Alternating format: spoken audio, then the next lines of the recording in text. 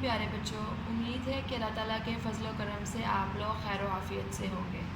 جیسا کہ آپ لوگ جانتے ہیں، ہم لوگ پڑھ رہے ہیں باب نمبر 2 ایمانیات و عبادات، اس کا سبق نمبر 3 نماز کی مشق۔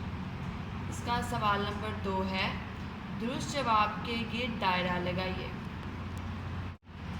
نمبر 1، اللہ تعالیٰ نے جنوں اور انسانوں کو کس لیے پیدا کیا ہے؟ اس کے آپشنز ہیں حکم ماننے کے لیے، کام کرنے کے لیے، عبادت کرنے کے لیے، محنت کرنے کے لیے۔ اس کا درست جواب ہے عبادت کرنے کے لیے۔ نمبر 2، قرآن مجید میں کن کے بارے میں فرمایا گیا ہے کہ یہی لوگ اپنے پروردگار کی طرف سے ہدایت پر ہیں اور یہی نجات پانے والے ہیں؟ اس کے آپشنز ہیں ایمانداروں کے لیے، نماز پڑھنے والوں کے لیے، نیکی کرنے والوں کے لیے، مسلمانوں کے لیے۔ اس کا درست جواب ہے نماز پڑھنے والوں کے لیے۔ نمبر 3، عشاء کی نماز کے بعد کتنے وتر پڑھے جاتے ہیں؟ اس کے آپشنز ہیں 3، 5، 7، 9۔ اس کا درست جواب ہے 3۔ نمبر 4، اعمال کا دار و مدار کس پر ہے؟ اس کے آپشنز ہیں عملوں پر، نیکیوں پر، نیتوں پر، انسان پر۔ اس کا درست جواب ہے نیتوں پر۔ نمبر 5، قیام کے کیا معنی ہیں؟ اس کے آپشنز ہیں ٹھہرنا، سیدھے کھڑے ہونا، بیٹھنا، جھکنا۔ اس کا درست جواب ہے سیدھے کھڑے ہونا۔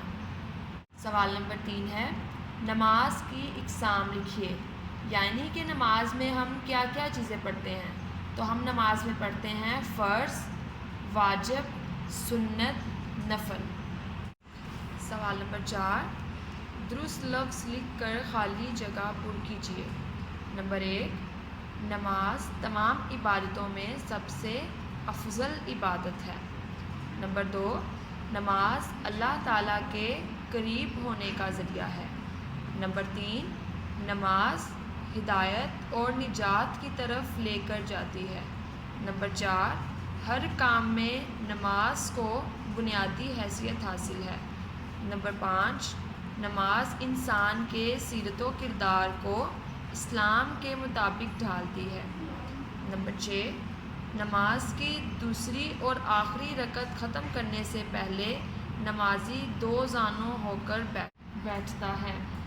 نمبر 7، تشہد کا معنی ہے گواہی دینا۔ سوال نمبر 5 ہے، نماز کے بارے میں کوئی سی 2 آیات اور ایک حدیث کا ترجمہ لکھیے۔ تو ہماری آیت نمبر 1 کا ترجمہ ہے، اور نماز کے پابند رہو، بے شک نماز بے حیائی اور برے کاموں سے روکتی ہے۔ یہ ہماری سورہ عنکبوت آیت نمبر 45 کا ترجمہ ہے۔ آیت نمبر 2 ہے، بے شک میں نے جنوں اور انسانوں کو اس لیے پیدا کیا کہ وہ میری عبادت کریں۔ یہ ہماری سورہ ذاریات آیت نمبر 56 کا ترجمہ ہے۔ آگے حدیث کا ترجمہ ہے، جس نے نماز کی حفاظت کی اور اس کا پورا پورا حق ادا کیا، اس نے اپنے دین کی حفاظت کی۔ سوال نمبر 6 ہے، 5 فرض نمازوں کی کل رکعتیں معلوم کر کے لکھیے۔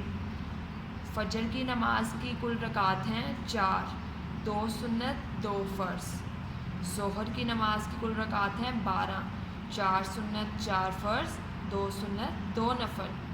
عصر کی نماز کی رکعات ہیں 8، 4 سنت 4 فرض۔ مغرب کی نماز کی رکعات ہیں 7، 3 فرض، 2 سنت 2 نفل۔ عشاء کی نماز کی کل رکعات ہیں 17، 4 سنت 4 فرض، 2 سنت 2 نفل، 3 وتر 2 نفل۔ سوال نمبر 9، کالم الف کو کالم ب سے ملا کر جملے مکمل کیجیے۔ درست جواب کالم ج میں لکھیے۔ کالم الف، سب انسان اللہ تعالیٰ کے بندے اور غلام ہیں، اس لیے اس کی عبادت کرنا ان پر فرض ہے۔ اگر کوئی بیمار ہو تو وہ بیٹھ کر، لیٹ کر یا اشارے سے بھی نماز ادا کر سکتا ہے۔ رکوع میں نمازی سر، گردن اور کمر ایک سیدھ میں زمین کے متوازی جھکا دیتا ہے۔ نوافل کے ذریعے انسان کو اللہ تعالیٰ کا قرب حاصل ہوتا ہے۔ سجدے کا مطلب ہے اللہ تعالیٰ کے سامنے اپنی پیشانی، ناک، دونوں ہاتھ، دونوں گھٹنے اور دونوں پاؤں زمین پر ٹکا دینا۔ اب ہم ان دونوں کو ملا کر کالم جیم میں لکھیں گے۔ نمبر 1 ہے سب انسان اللہ تعالیٰ کے بندے اور غلام ہیں، اس لیے اس کی عبادت کرنا ان پر فرض ہے۔ نمبر 2 اگر کوئی بیمار ہو تو وہ بیٹھ کر، لیٹ کر یا اشارے سے بھی نماز ادا کر سکتا ہے۔ نمبر 3 رکوع میں نمازی سر، گردن اور کمر ایک سیدھ میں زمین کے متوازی جھکا دیتا ہے۔ نمبر 4 نوافل کے ذریعے انسان کو اللہ تعالیٰ کا قرب حاصل ہوتا ہے۔ نمبر 5 سجدے کا مطلب ہے کہ اللہ تعالیٰ کے سامنے اپنی پیشانی، ناک، دونوں ہاتھ، دونوں پاؤں اور دونوں گھٹنے زمین پر ٹکا دینا۔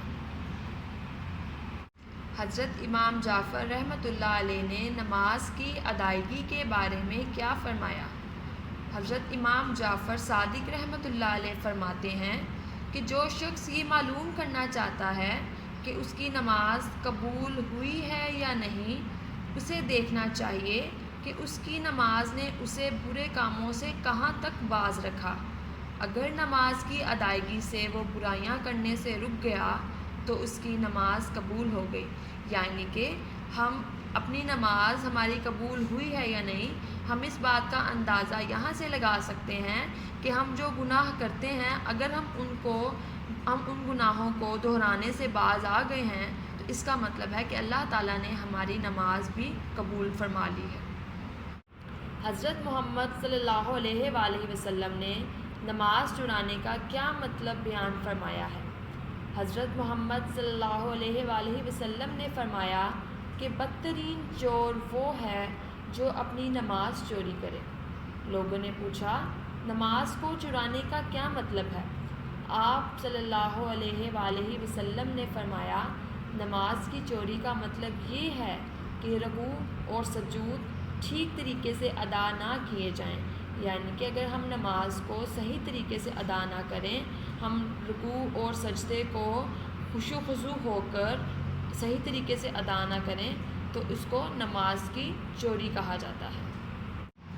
پیارے بچوں، امید ہے کہ آج کا سبق آپ کو اچھی طرح سمجھ آیا ہوگا۔ اپنا خیال رکھیے گا۔ اللہ حافظ۔